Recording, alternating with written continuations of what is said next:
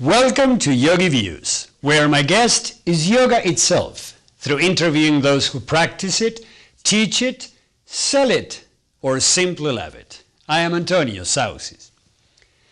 Ever since the first studies conducted for Dean Ornish proved the validity of yoga to reverse heart conditions, the use of yoga in the therapeutic field has continued to sprout, becoming more and more obvious that yoga holds a tremendous potential for healing. My guest tonight is studying the use of yoga in an unprecedented arena. She is trying to bring yoga therapy as an alternate therapeutic modality to the attention of both NASA and commercial spaceflight companies as to how yoga therapy protocol can really benefit the health of the crew and space travelers in pre, during, and post-flight phases, especially since millions of dollars worth of equipment used has not been able to stop the adverse health effects.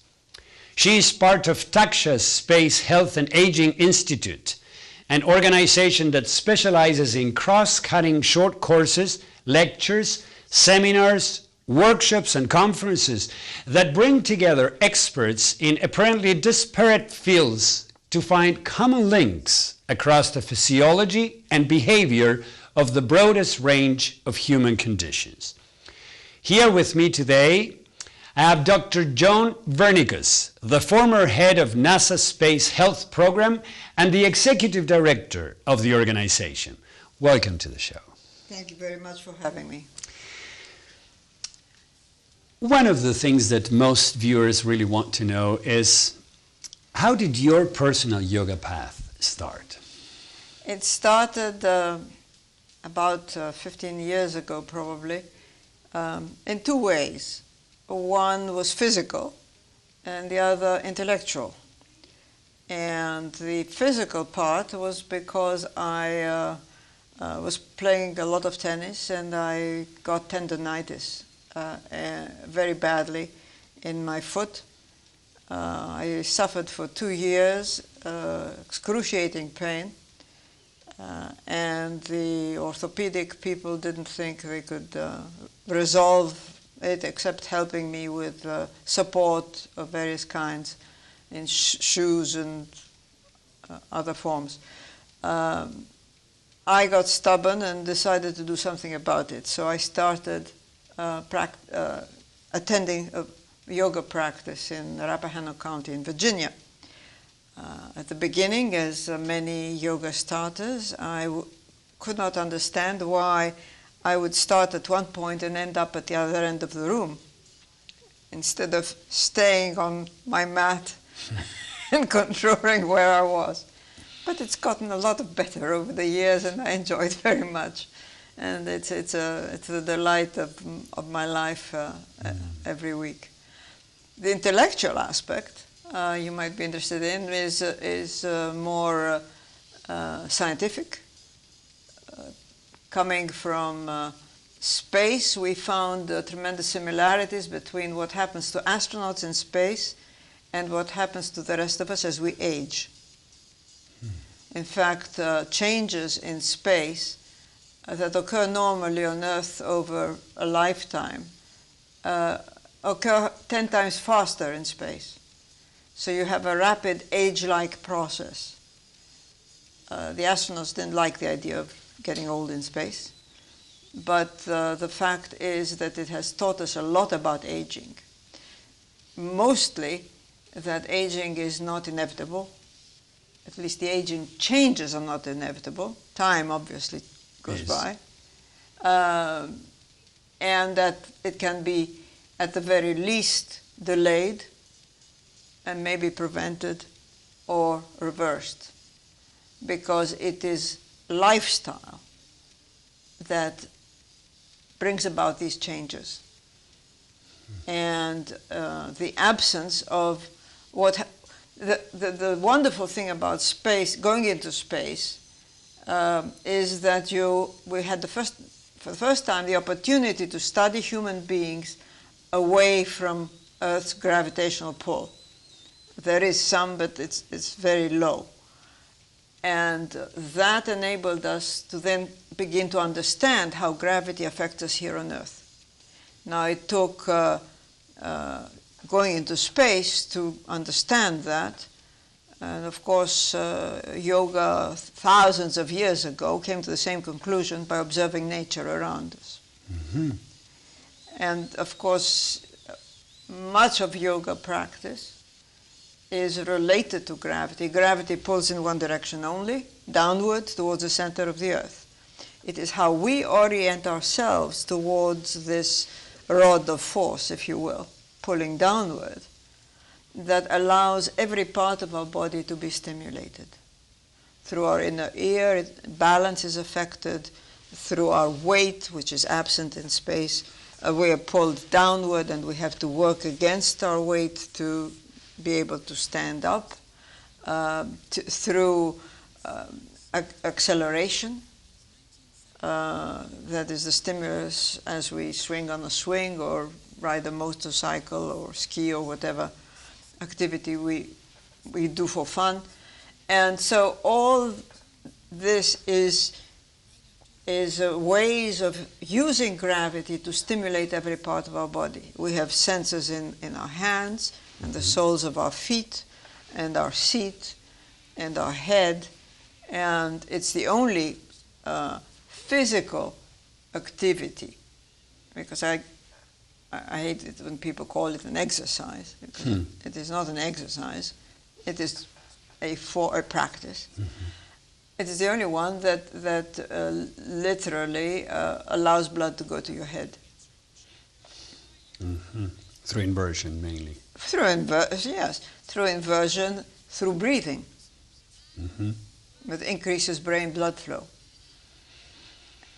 We recently, with Dr. Dilip and Dr. Deepak and other colleagues, we wrote a hypothesis paper for a scientific journal proposing how yoga could be used to help astronauts both prepare before going into flight, certainly rehabilitate faster when they return, as well as perhaps during the flight itself to provide what I call a memory of gravity.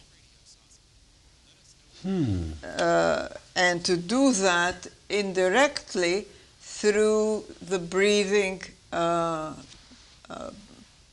aspects, the many different breathing aspects of yoga that we are finding out result in very specific physiological responses.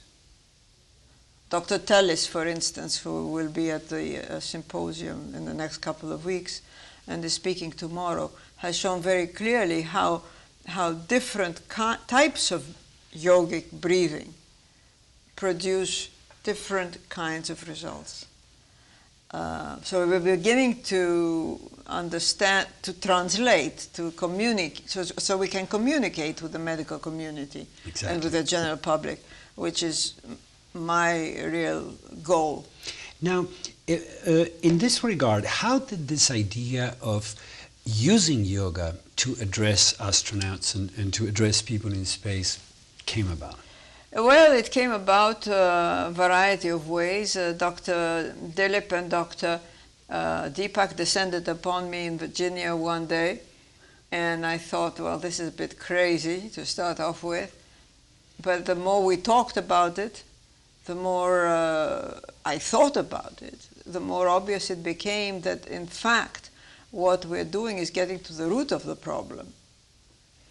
Number one. Number two is providing things that movements, breathing, the meditation aspect, the stress-reducing aspect, a variety of components that we can provide as tools to the astronaut to help himself.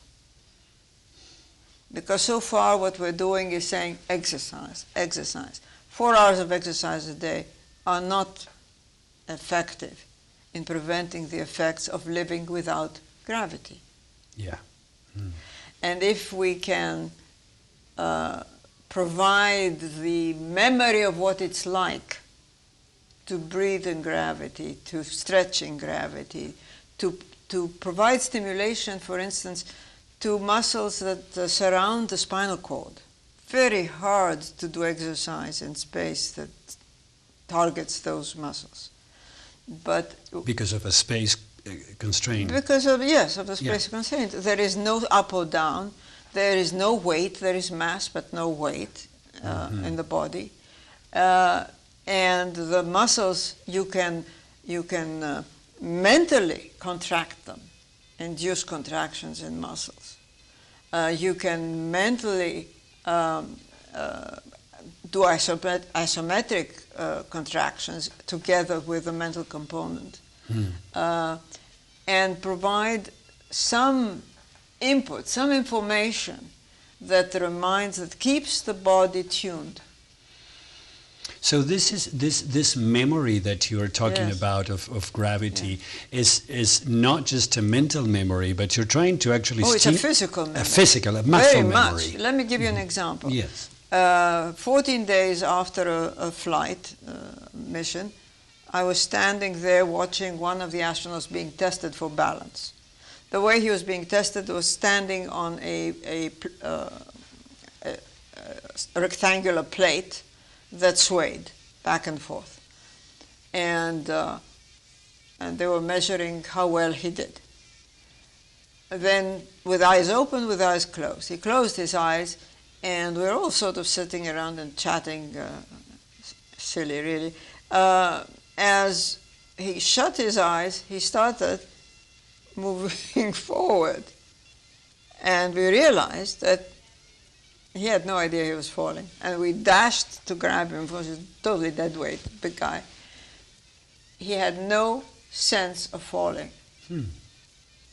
The sense of falling that we acquire as children.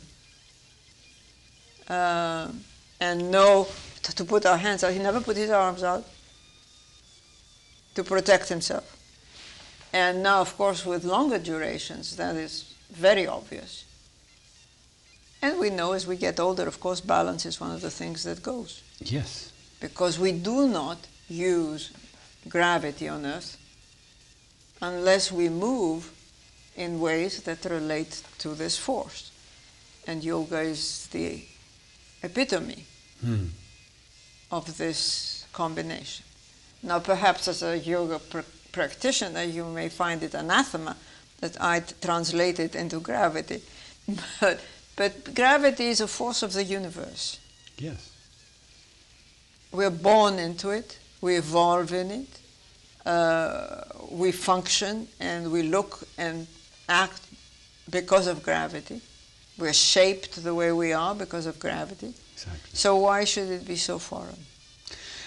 Well, not only shouldn't, I think that in the different fields, and perhaps you would agree, in the different fields of exploration or research, because we say that yoga portrays to or relates to the way the universe works, actually, it's pretty logical, or it's pretty expectable that we are finding just reasons of why these mechanisms work, and we're not creating them, we're just naming them, we're finding them. But so you see, it was natural to look at yoga and yoga therapy approaches that are now gaining so much more acceptance and interest by the traditional medical community. For me, to look at these practices to provide answers and help to the astronauts. Even more important is the commercial space, where thousands of people already have bought seats on 4 minutes in space or whatever. Well, 4 minutes in space, they're going to be sick. And either they will have to take medication, which then changes the experience. Of course. Of what, you go there to experience something, right? Exactly. and if you're going to be doped up, you're not going to experience it. Or you're going to be sick, which also affects the experience. And we have found that that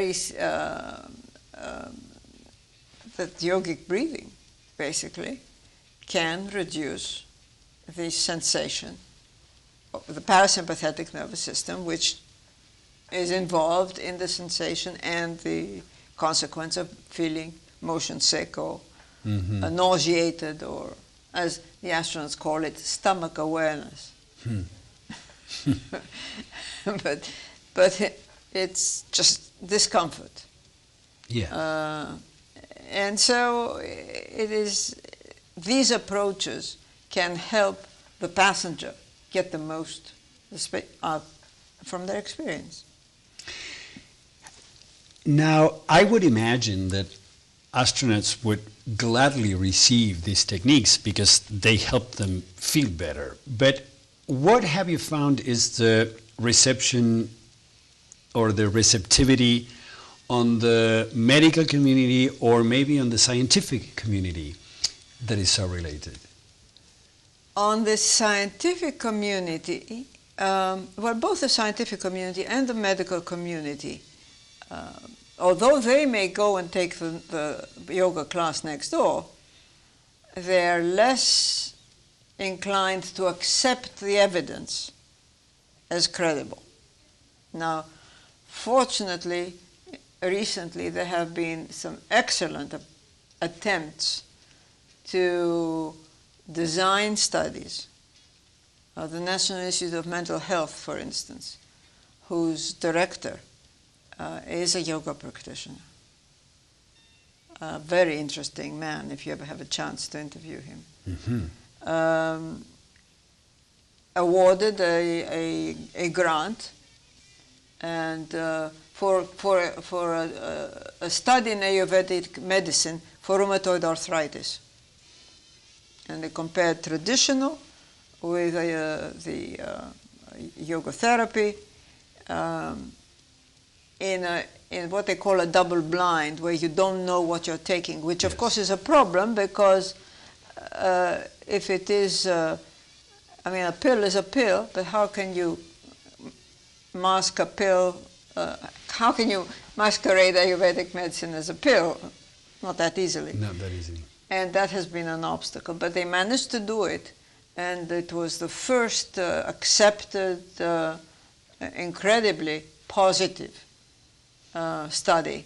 They got 100% improvement with the Ayurvedic medicine versus up to 80% with the traditional medicine. So there have been good studies of that sort. There are studies done, but I think we need to educate the medical community and educate the yogic community as well. That we're not being criticized and therefore just stand back and say no, you know. But if it's a common language we have to learn to speak, by providing good controls for a study to compare the effectiveness, say, of a yogic practice in some observation, like the cardiovascular system, for instance, study, then so be it. Let's get together and do it, as opposed to... a lot of these studies have been done with different methodologies and they're not comparable. Yes, and especially if I'm not wrong, the research being done in India or in the eastern parts and the research being done here in the West differs quite a bit, and so sometimes... Yes. Now, I'm interested in asking you something, because I gather that what you were saying is that for the scientific and the medical community to accept yoga as a valid therapeutic tool, studies and research and the results are a language that they can understand. Correct. Now, when you were talking about what yogis need to learn, what is it that yogis need to learn? What is the language that yogis need to learn in order to be able to interact with the medical and scientific community? What yogis need to learn is what the hang-up is on behalf of the medical community. And they talk about evidence-based research. Oh, it's jargon. Every group has their own jargon. And I'm sure the yoga community has their own jargon, and the medical community. So it's a question of bringing the languages together.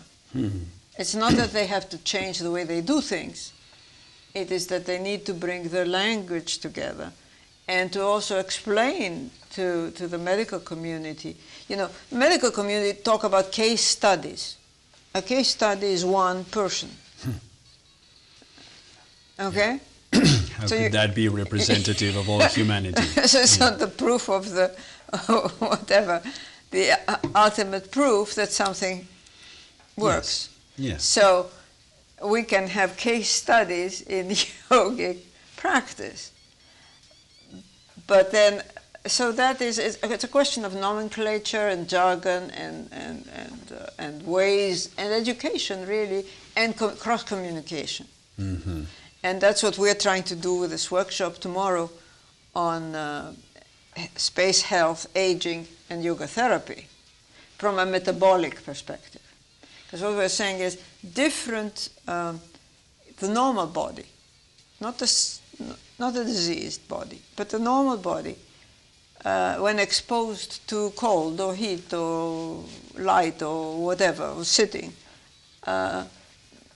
alters its metabolism to adapt, to adjust, or goes into space. We want to study different types of conditions that alter metabolism, the same metabolic pathways across the board, but with these provocations, like space, lying in bed continuously, sitting maybe,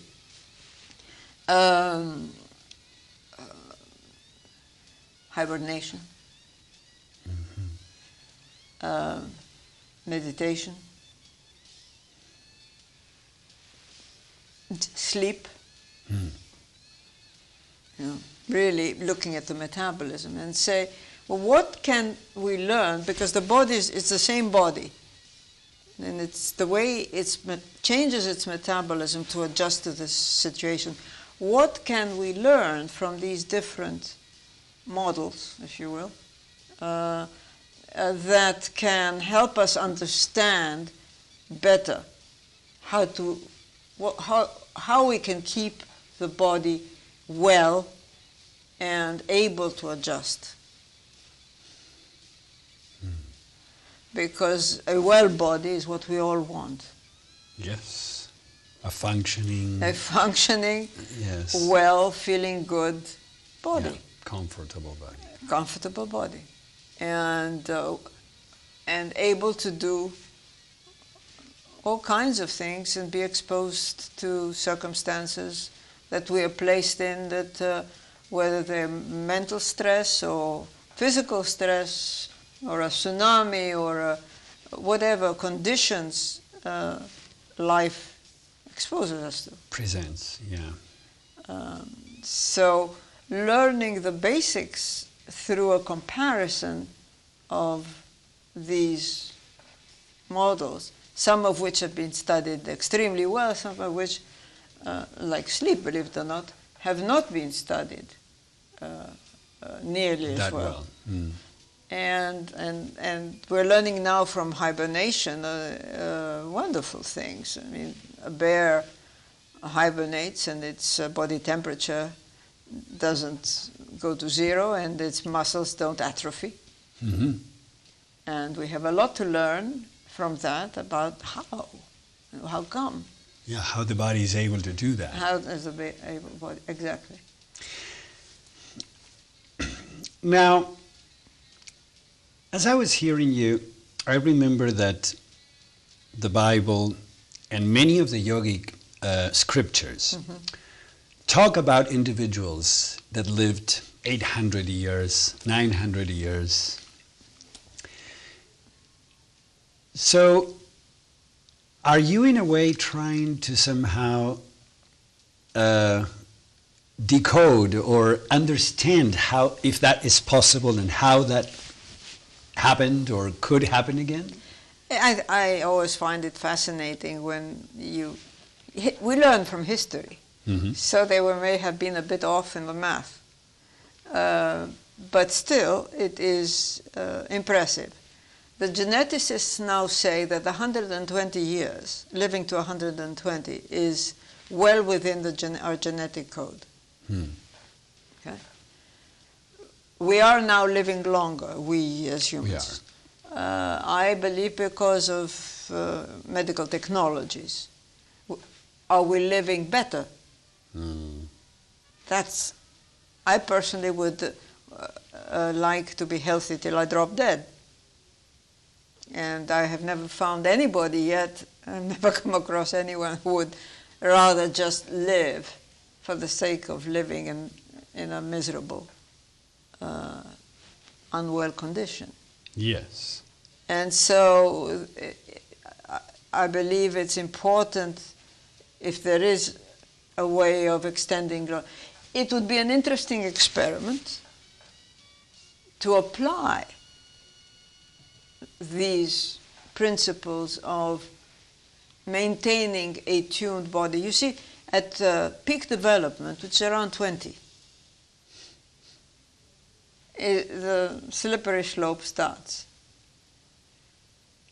And we see this trajectory, coming to whatever age. It was 80, and it's now 50 that we see some of these disorders. As a child, you're born from the weightlessness of the womb. Yes. Never having experienced gravity. And the child is not taught by anybody that they need to use gravity. They intuitively, instinctively move every which way to grow and develop. First thing the child does is it has to strengthen the neck muscles so it can hold its head up. And this is something we stopped doing. I see lots of people walking by my window. It's wonderful that they walk, but they're walking with their heads down. Mm-hmm. And as people get older, second childhood takes over, and the head starts drooping again. So you get a reverse of the original. Mm-hmm.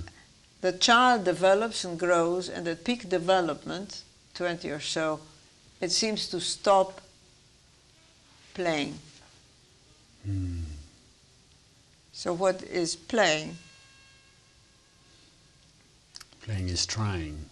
Playing is trying, playing is testing. testing, playing is having fun.